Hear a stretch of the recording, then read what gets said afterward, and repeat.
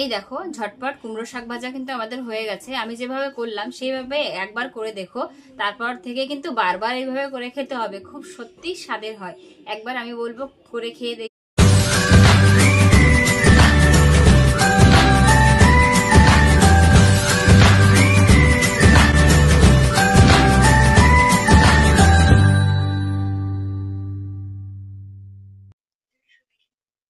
জয়গুরু। আমি মামুন, মামুনের কিচেনে তোমাদের সবাইকে স্বাগত জানাই। আজ আবার আর একটা রেসিপি নিয়ে এসেছি। রেসিপিটা খুবই সাধারণ, কিন্তু কম বেশি সবাই বাড়িতেই হয়ে থাকে। আমি মাঝে মধ্যে এই রেসিপিটাকে এইভাবে করি, সেটাই তোমাদের সঙ্গে ভাগ করে নেব। কি ভাবছো তাই না? রেসিপিটা বলছি, এইটা হলো কুমড়ো শাক। তোমরা ভাবছো না একটা কুমড়ো শাক নিয়ে এত কিছু বলছে কেন? হ্যাঁ, কুমড়ো শাকটা খুবই ভালো লাগে খেতে, আর প্রায় সবার বাড়িতে হয়ে থাকে। আমি কিভাবে তৈরি করি আজ তোমাদের সঙ্গে ভাগ করে নেব। আমাদের লাগছে হচ্ছে কুমড়ো শাক, আর আমাদের শাক ছাড়া কি কি লাগছে দেখাই তোমাদের। এখানে নিয়েছি লবণ, হলুদ পাউডার, বড় 1 চামচ আটা, একটা রসুন, 4টে কাঁচা লঙ্কা, 2টো শুকনো লঙ্কা, কালো জিরে, শুকনো লঙ্কা কালো জিরে ফোড়নের জন্য, আর নিয়েছি সর্ষের তেল। চলো তাহলে শাকগুলো কুটে নিই আর রসুনটাকে চুলে তৈরি করে নিই রান্নার জন্য।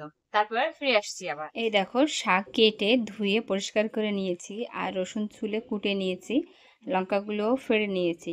এবার চলো শুরু করি রান্না করা। এই দেখো কড়াইটা বসিয়ে দিয়েছি, গ্যাসটা অন করে দিচ্ছি।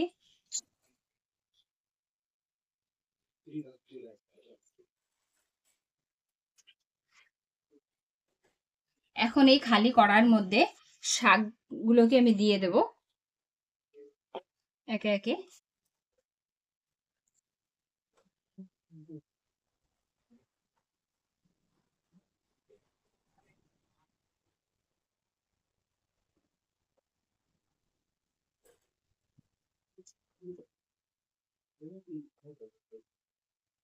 এখন শাকের মধ্যে দিয়ে দেব স্বাদ অনুযায়ী লবণ,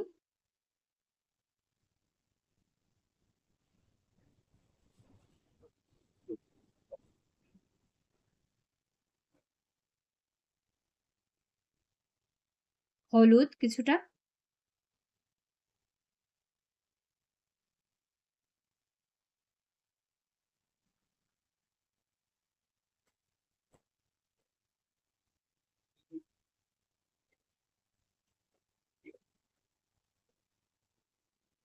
আর সামান্য পরিমাণ চিনি দিয়ে দিচ্ছি।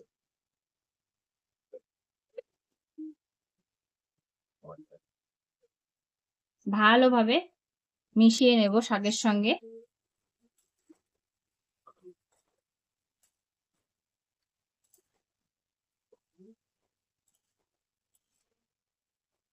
এখন একটু আঁচটাকে কম করে দেব, মিডিয়াম রাখবো।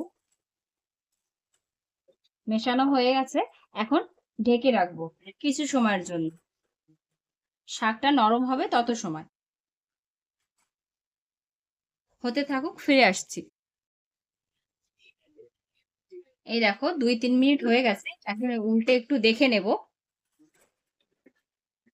শাকের থেকে জল ছেড়ে দিয়েছে।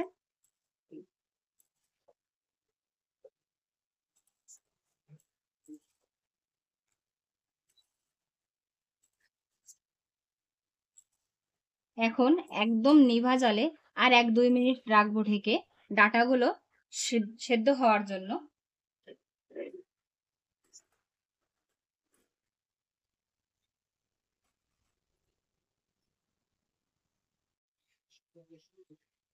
2 মিনিট হয়ে গেছে, এখন উল্টে দেখবো ডাঁটাটা হয়েছে কিনা। হয়ে গেছে মোটামুটি। এখন এই শাকের মধ্যে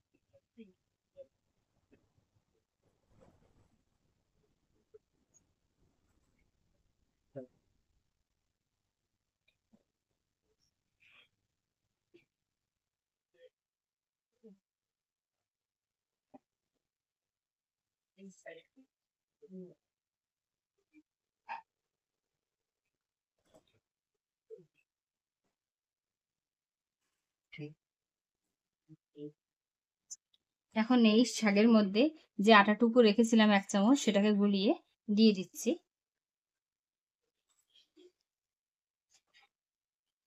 আঁচটাকে বাড়িয়ে দেব। সুন্দরভাবে মিশিয়ে নেব।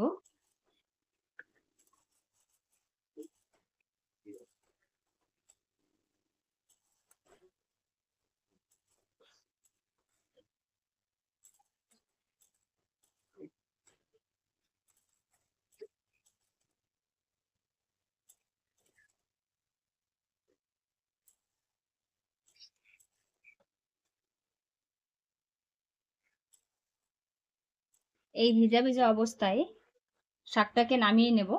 নামিয়ে ফিরে আসছি।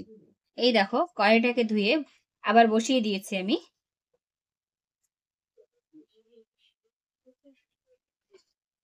এখন দিয়ে দেব কিছুটা সর্ষের তেল।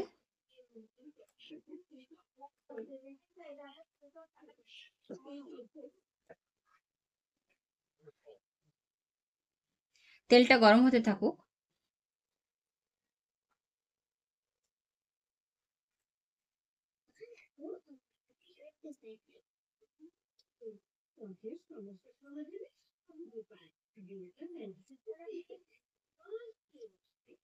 দেখো তেলটা গরম হয়ে গেছে। ওর মধ্যে দিয়ে দেব শুকনো লঙ্কা আর কালো জিরে।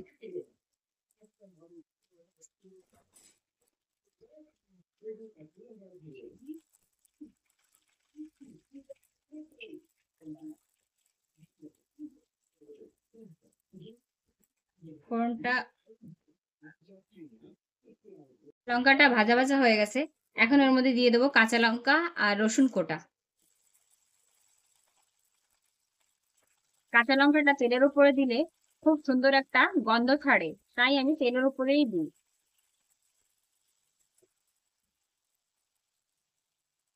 রসুনটা সুন্দরভাবে লাল লাল করে ভাজা হয়ে যাবে, তারপরে শাকটা দিয়ে দেবো।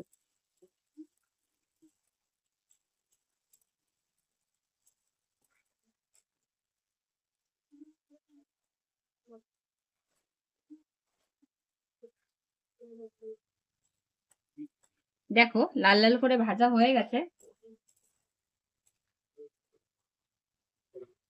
এখন দিয়ে দিচ্ছি শাক।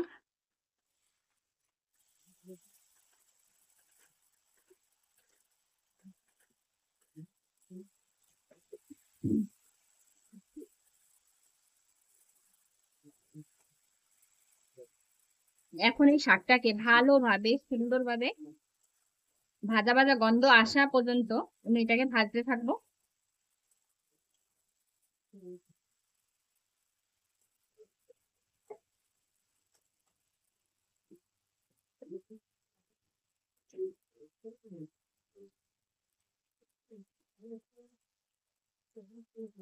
ভাজা হতে থাকুক, ফিরে আসছি। দেখো আমাদের শাকটা প্রায় হয়ে গেছে। দেখতে কিন্তু একদম সবুজ, তাই না? এটা ভাত মাখিয়ে খেতেও কিন্তু খুব ভালো লাগে। এইভাবে একবার করে খেয়ে দেখো কিন্তু। আর 2-3 মিনিট রাখবো, তারপরে নামিয়ে দেব। দেখো শাক ভাজা আমাদের হয়ে গেছে। শাকের থেকে তেল ছেড়ে দিয়েছে আর সুন্দর একটা গন্ধ বেরোচ্ছে। ওই আটাটা যেটা দিয়েছিলাম সেটাও ভাজা হয়ে গেছে, কাঁচা নেই, তার জন্যই গন্ধটা ছেড়েছে। আর কড়ার থেকে একেবারে আলাদা হয়ে যাচ্ছে। কড়া দেখো একেবারে পরিষ্কার। শাক ভাজাটা একেবারে কমপ্লিট। চলো নামিয়ে নিই তাহলে। চলো তাহলে ভাজাটা নামিয়ে নিচ্ছি, গ্যাসটা অফ করে দিই। এই দেখো ঝটপট কুমড়ো শাক ভাজা কিন্তু আমাদের হয়ে গেছে। আমি যেভাবে করলাম সেইভাবে একবার করে দেখো, তারপর থেকে কিন্তু বারবার এইভাবে করে খেতে হবে, খুব সত্যি স্বাদের হয়। একবার আমি বলবো করে খেয়ে দেখে আমাকে কমেন্ট করে জানিও কিন্তু, ঠিক আছে?